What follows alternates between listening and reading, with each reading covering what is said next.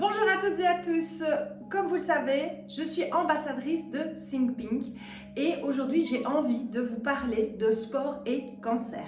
Peut-on et est-ce bon de faire du sport pendant une chimio par exemple ou après aussi un traitement du cancer? Et voici mes réponses. Oui, absolument oui, il faut bouger. Alors c'est pas moi qui l'ai inventé, c'est prouvé. Pendant votre chimio, il est vraiment indispensable que vous gardiez une activité physique. Alors, on ne vous demande pas non plus d'aller courir un marathon, ni de faire du sport hyper intensif. Il faut évidemment être raisonnable et faire en fonction de vos capacités et vous mettre des objectifs atteignables.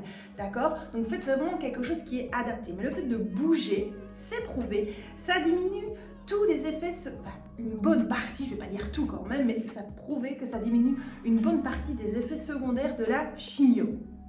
Notamment moins de nausées, moins de vomissements. Il est prouvé aussi que le traitement est plus efficace, qu'il a plus d'effets et qu'on guérit mieux si on bouge pendant la chimio.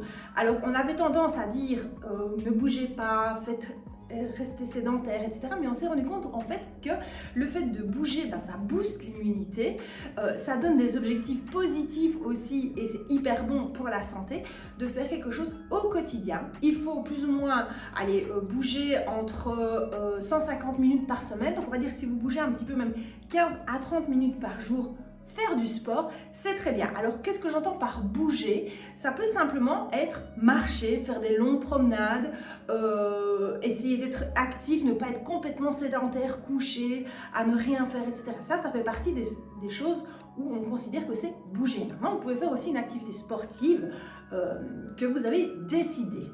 Alors, ce qui est très important, évidemment, c'est la posture. Faire des bons mouvements, des bons exercices pour ne pas se blesser, évidemment, d'accord?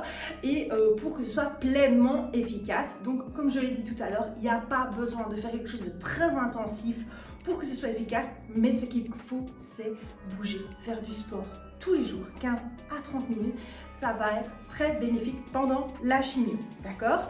Ça, c'est vraiment pendant la chimio. Alors, après le cancer.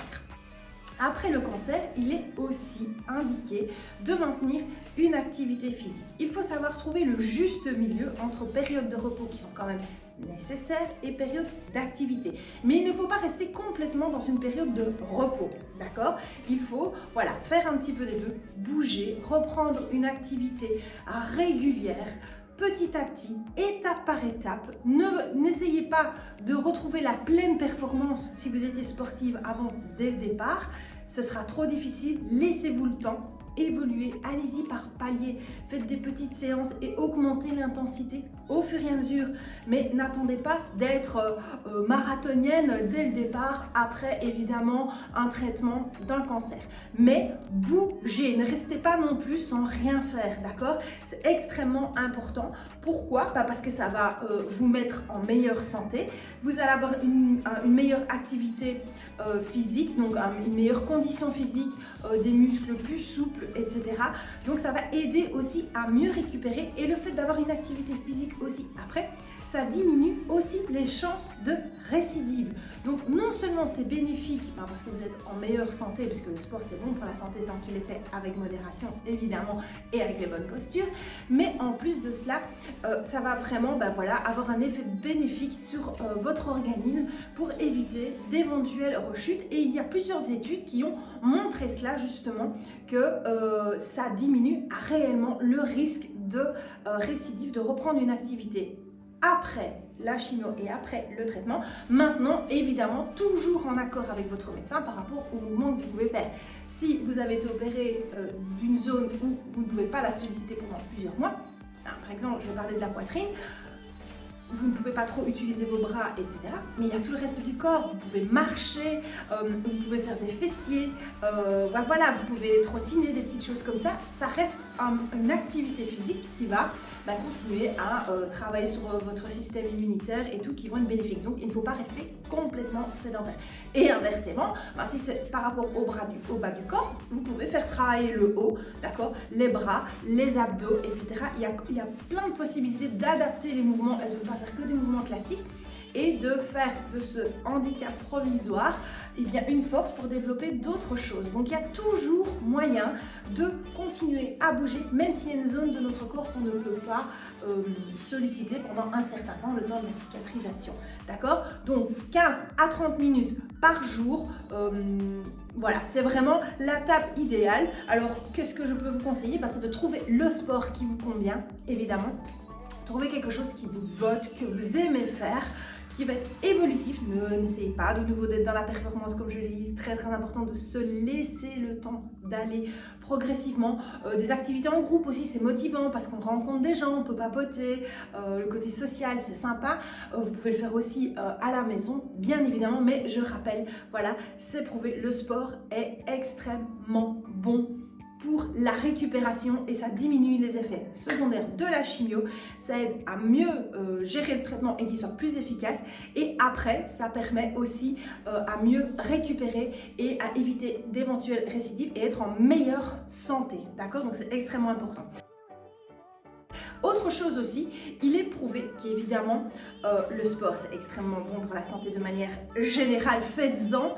Alors il n'y a pas de preuve comme quoi le sport va diminuer le risque de cancer avant la préménopause, mais par contre il y a des études qui ont montré que quand on est en phase de préménopause, le fait d'avoir une activité physique régulière diminue les chances, malchances, je peux plutôt dire ça, d'avoir un cancer de 20 à 40%. Donc ça réduit quand même.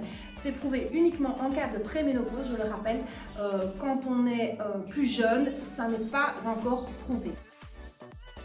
Donc en résumé, bougez. Voilà, même si vous êtes blessé, hors cancer, etc., essayez de garder une activité physique, c'est très très bon pour votre organisme, de brûler des calories, de bouger, de garder l'élasticité, la mobilité, de renforcer, de garder un tonus musculaire, et en plus ça va aider à une meilleure guérison, quel que soit le souci. Donc voilà, j'espère que cette vidéo va pouvoir vous aider. Si vous n'êtes pas dans le cas, heureusement, mais si vous connaissez quelqu'un par contre qui est en phase de chimio ou a eu un cancer, n'hésitez pas à lui partager cette petite vidéo pour qu'elle sache que c'est bon pour elle.